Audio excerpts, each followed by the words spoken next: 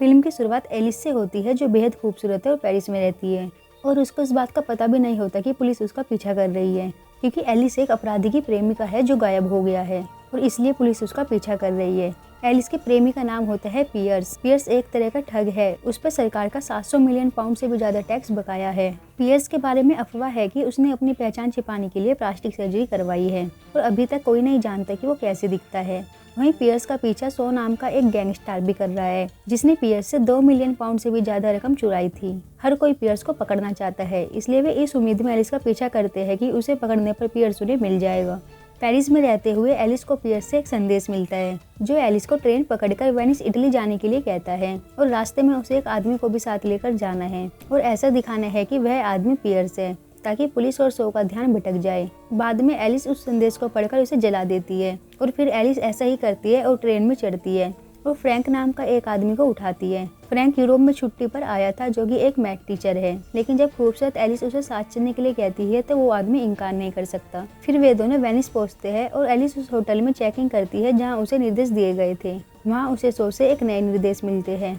उसमें लिखा होता है कि उसे एक पार्टी में जाना होगा। एलिस फ्रैंक को पसंद करने लगी थी और फ्रैंक भी एलिस को पसंद करने लगा था, लेकिन ऐसा नहीं हो सकता क्योंकि एलिस की नज़र केवल पियर्स पर है और इसलिए वह फ्रैंक को छोड़ने का फैसला करती है।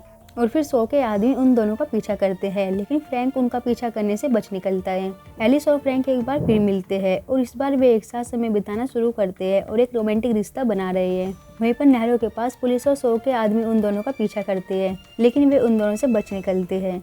एलिस नहीं चाहती कि फ्रैंक के साथ कुछ बुरा हो जाए, इसलिए वे उसे हवाई अड्डे पर छोड़ देती है और उसे घर जाने के लिए कहती है। बाद में बोल पर एलिस को पियर्स से एक और संदेश मिलता है, जो उसे एक पुराने घर में जाने के लिए कहता है और वो ऐसा ही करती है। वो एक पुराने घर में जाती है और उसे यह भी पता रहता है कि पुलिस उसका पीछा कर रही है। जब एलिस उस पुराने घर के अंदर जाती है तो सो उसे बंदी बना लेता है और सो उसे धमकी देता है कि अगर उसने पियर्स द्वारा चुराए गए पैसे नहीं दे तो वो उसे मार डालेगा। घर के अंदर एक तिजोरी होती है और सो को उसका पासवर्ड चाहिए। वहीं पर फ्रैंक एलिस का पीछा करने का फैसला करता है, क्योंकि उसे लगता है कि वह उससे प्यार करता है और फिर वे सभी सो द्वारा पकड़े जाते हैं। फ्रैंक कहता है कि वह वास्तव में पियर्स है और अगर वह उसे जाने देता है तो वह उसे सारे पैसे दे देगा। जब फ्रैंक तिजोरी के पास पहुंचता है तो ऐसा लगता है कि सब कुछ एक धोखा था। वास्तव में वो फ्रैंक पियर्स ही था, जिसने प्लास्टिक सर्जरी करवाई हुई थी और उसके पास वास्तव में पासवर्ड नहीं है। क्योंकि पुलिस उसका पीछा कर रही थी, इसलिए घर के बाहर स्पाइनर्स गोली चलाने के लिए तैयार थे और पुलिस का आदेश देते ही स्पाइनर्स गोली चलाते हैं,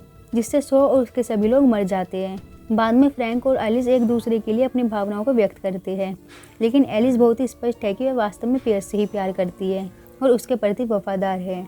फिर फ्रैंक पासवर्ड का उपयोग करके तिजोरी खोलता है, जिससे पता चलता है कि वह वास्तव में शुरू से ही पियर्स था और फिर पियर्स पुलिस को सारा भुगतान कर देता है और इसके साथ ही पियर्स पर मामला बंद हो जाता है और वहीं पर फिल्म खत्म हो जाती है और बाद में पियर्स और एलिस एक साथ रहना शुरू कर देते हैं। तो अगर आपको वीडियो अच्छी लगी हो तो वीडियो को लाइक कीजिए और ऐसी और वीडियोज़ के लिए चैनल को सब्सक्राइब कर दें।